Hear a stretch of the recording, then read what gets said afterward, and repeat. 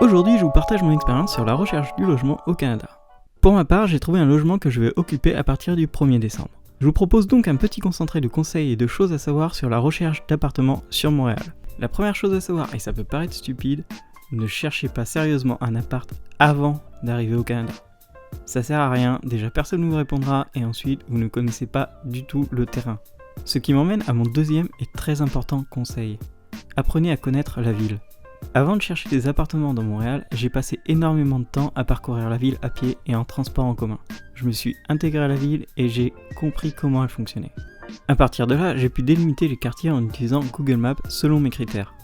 Proche d'une station de métro et sur la ligne orange, à côté d'un quartier vivant et proche de toute commodité, et près des entreprises qui peuvent m'intéresser. Vérifiez toujours les informations qui sont inscrites dans l'annonce. Par exemple, quand c'est marqué station de métro à même pas 5 minutes, testez sur Google Maps. 5 ou 10 minutes à pied en hiver à Montréal, c'est pas la même sensation. Les choses à bien vérifier dans l'annonce. Internet est-il compris dans le prix annoncé? Est-ce qu'il est illimité? Laveuse, sécheuse dans l'appart? Électricité comprise? Sinon, combien est l'estimation? Si l'adresse n'est pas donnée, demandez-la rapidement pour vous faire une idée du quartier. Une liste des choses à demander pendant la visite. Comment est l'isolation? Au Canada, il y a peu de double vitrage performant, donc n'hésitez pas à demander combien ils payent d'électricité, ça vous donnera une idée sur l'isolation. Comment réagissent les voisins s'il y a trop de bruit? Est-ce que la rue est bruyante?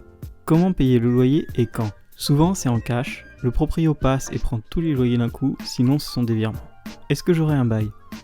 Souvent il se peut qu'une ou deux personnes soient sur le bail d'origine sur les 4 que peut contenir l'appartement. Si vous n'êtes pas sur le bail, vous pouvez partir quand vous voulez, mais il faut trouver quelqu'un qui vous remplace. Et pour finir, des informations en vrac. Au Canada, il est interdit de demander une caution.